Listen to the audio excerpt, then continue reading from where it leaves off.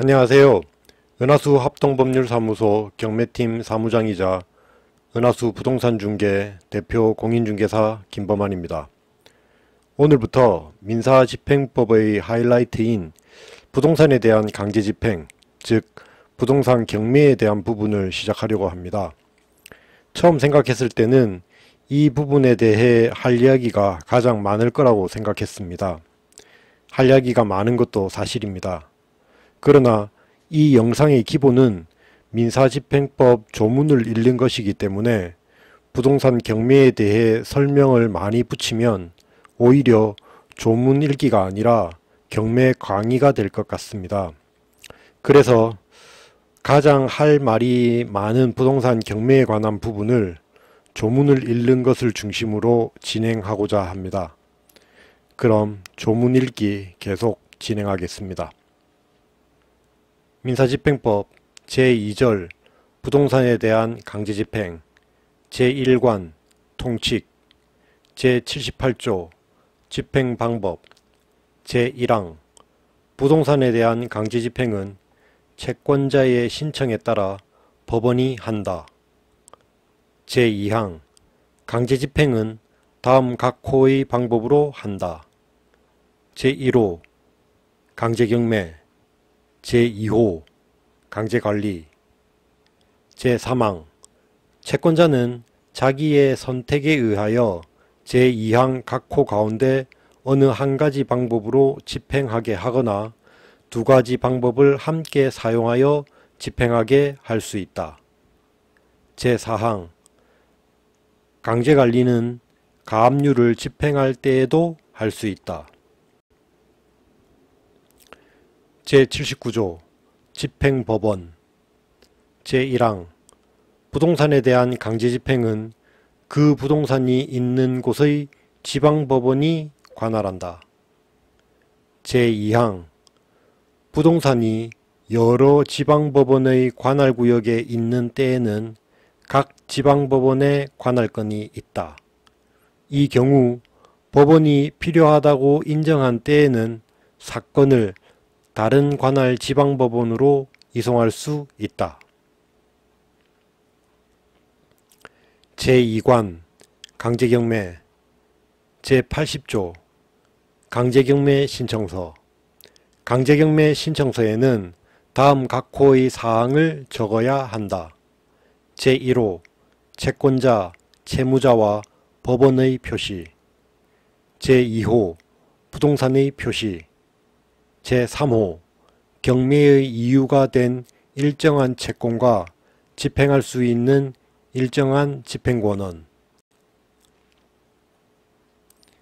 제81조 첨부서류 제1항 강제경매 신청서에는 집행력 있는 정본 외에 다음 각 호 가운데 어느 하나에 해당하는 서류를 붙여야 한다. 제1호 채무자의 소유로 등기된 부동산에 대하여는 등기사항 증명서 제2호 채무자의 소유로 등기되지 아니한 부동산에 대하여는 즉시 채무자 명의로 등기할 수 있다는 것을 증명할 서류 다만 그 부동산이 등기되지 아니한 건물인 경우에는 그 건물이 채무자의 소유임을 증명할 서류 그 건물의 지번, 구조, 면적을 증명할 서류 및 그 건물에 관한 건축 허가 또는 건축 신고를 증명할 서류 제2항 채권자는 공적 장부를 주관하는 공공기관에 제1항 제2호 단서의 사항들을 증명하여 줄 것을 청구할 수 있다. 제3항 제1항 제2호 단서의 경우에 건물의 지번, 구조, 면적을 증명하지 못한 때에는 채권자는 경매 신청과 동시에 그 조사를 집행법원에 신청할 수 있다. 제4항 제3항의 경우에 법원은 집행관에게 그 조사를 하게 하여야 한다.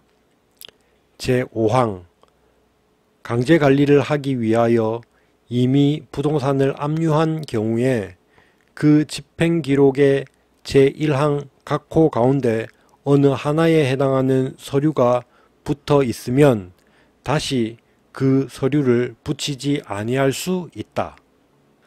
제82조 집행관의 권한 제1항 집행관은 제81조 제4항의 조사를 위하여 건물에 출입할 수 있고 채무자 또는 건물을 점유하는 제3자에게 질문하거나 문서를 제시하도록 요구할 수 있다.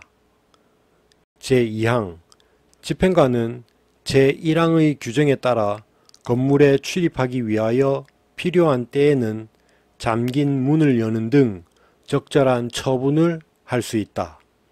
제83조 경매 개시 결정 등 제1항 경매 절차를 개시하는 결정에는 동시에 그 부동산의 압류를 명하여야 한다.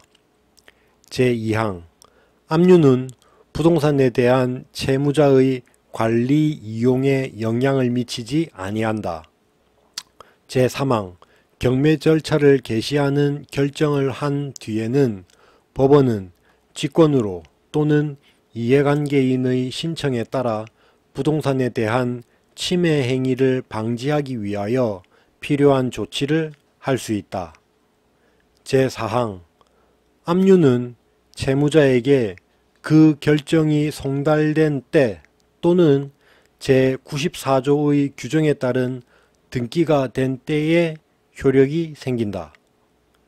제5항 강제경매 신청을 기각하거나 각하하는 재판에 대하여는 즉시 항고를 할 수 있다. 제84조 배당 요구의 종기 결정 및 공고 제1항 경매 개시 결정에 따른 압류의 효력이 생긴 때 그 경매 개시 결정 전에 다른 경매 개시 결정이 있는 경우를 제외한다. 에는 집행법원은 절차에 필요한 기간을 감안하여 배당 요구를 할 수 있는 종기를 첫 매각기일 이전으로 정한다. 제2항 배당 요구의 종기가 정하여진 때에는 법원은 경매 개시 결정을 한 취지 및 배당 요구의 종기를 공고하고 제91조 제4항 단서의 전세권자 및 법원에 알려진 제88조 제1항의 채권자에게 이를 고지하여야 한다.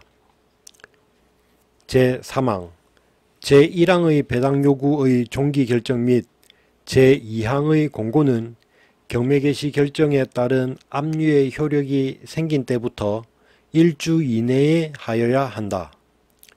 제4항 법원 사무관 등은 제148조 제3호 및 제4호의 채권자 및 조세, 그 밖의 공과금을 주관하는 공공기관에 대하여 채권의 유무, 그 원인 및 액수, 원금, 이자, 비용, 그 밖의 부대 채권을 포함한다를 배당 요구 종기까지 법원에 신고하도록 채고하여야 한다.